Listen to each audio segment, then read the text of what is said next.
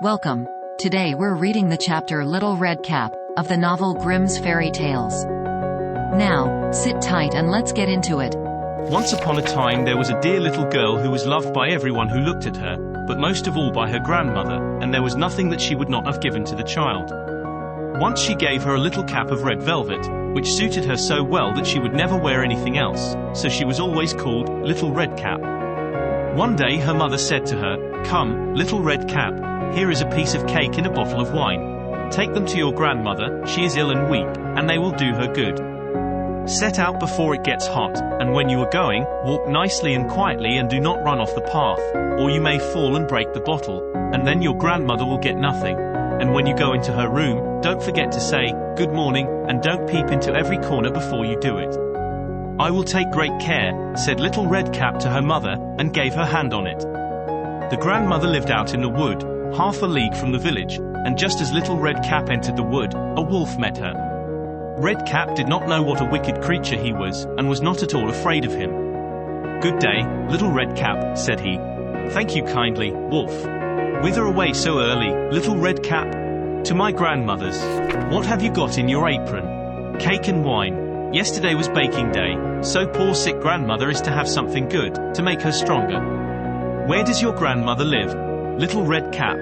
"A good quarter of a league farther on in the wood. Her house stands under the 3 large oak trees, the nut trees are just below. You surely must know it," replied Little Red Cap.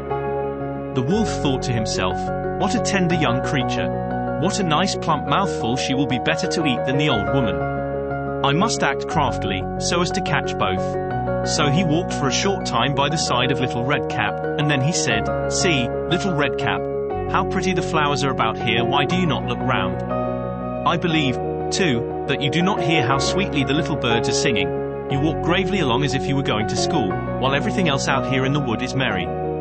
Little Red Cap raised her eyes, and when she saw the sunbeams dancing here and there through the trees, and pretty flowers growing everywhere, she thought, "Suppose I take grandmother a fresh nosegay, that would please her too.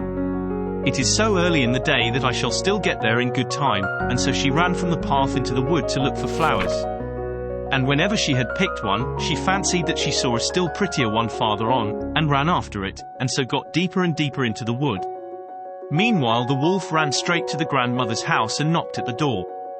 "Who is there, Little Red Cap?" replied the wolf. "She is bringing cake and wine. Open the door." "Lift the latch," called out the grandmother. "I am too weak, and cannot get up." The wolf lifted the latch, the door sprang open, and without saying a word he went straight to the grandmother's bed, and devoured her. Then he put on her clothes, dressed himself in her cap, laid himself in bed and drew the curtains.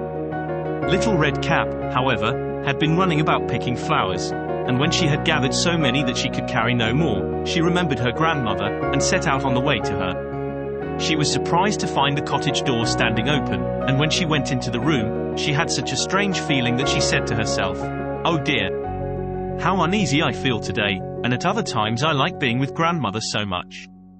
She called out, "Good morning," but received no answer, so she went to the bed and drew back the curtains. There lay her grandmother with her cap pulled far over her face, and looking very strange. "Oh, grandmother," she said, "what big ears you have. The better to hear you with, my child," was the reply. "But, grandmother, what big eyes you have," she said. "The better to see you with, my dear." "But, grandmother, what large hands you have. The better to hug you with." "Oh, but, grandmother, what a terrible big mouth you have. The better to eat you with." And scarcely had the wolf said this, than with one bound he was out of bed and swallowed up Red Cap. When the wolf had appeased his appetite, he lay down again in the bed, fell asleep and began to snore very loud. The huntsman was just passing the house, and thought to himself, "How the old woman is snoring. I must just see if she wants anything." So he went into the room, and when he came to the bed, he saw that the wolf was lying in it. "Do I find you here, you old sinner?" said he. "I have long sought you." Then just as he was going to fire at him, it occurred to him that the wolf might have devoured the grandmother, and that she might still be saved, so he did not fire, but took a pair of scissors, and began to cut open the stomach of the sleeping wolf. When he had made 2 snips, he saw the Little Red Cap shining, and then he made 2 snips more, and the little girl sprang out, crying, "Ah, how frightened I have been." how dark it was inside the wolf. And after that the aged grandmother came out alive also, but scarcely able to breathe. Red Cap, however, quickly fetched great stones with which they filled the wolf's belly, and when he awoke, he wanted to run away, but the stones were so heavy that he collapsed at once, and fell dead.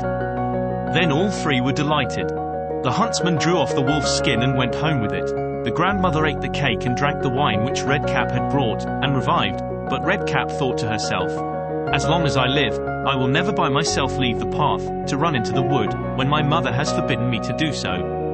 It also related that once when Red Cap was again taking cakes to the old grandmother, another wolf spoke to her, and tried to entice her from the path. Red Cap, however, was on her guard, and went straight forward on her way, and told her grandmother that she had met the wolf, and that he had said, "Good morning," to her, but with such a wicked look in his eyes, that if they had not been on the public road she was certain he would have eaten her up.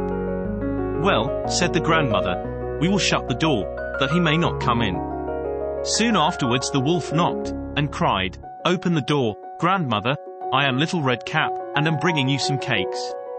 But they did not speak, or open the door, so the grey beard stole twice or thrice round the house, and at last jumped on the roof, intending to wait until Red Cap went home in the evening, and then to steal after her and devour her in the darkness.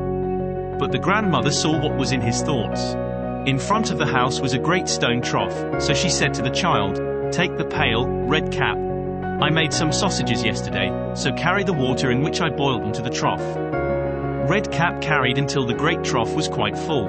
Then the smell of the sausages reached the wolf, and he sniffed and peeped down, and at last stretched out his neck so far that he could no longer keep his footing and began to slip, and slipped down from the roof straight into the great trough, and was drowned. But Red Cap went joyously home, and no one ever did anything to harm her again. Did you enjoy today's chapter of Grimm's Fairy Tales? Why not subscribe and ring the bell?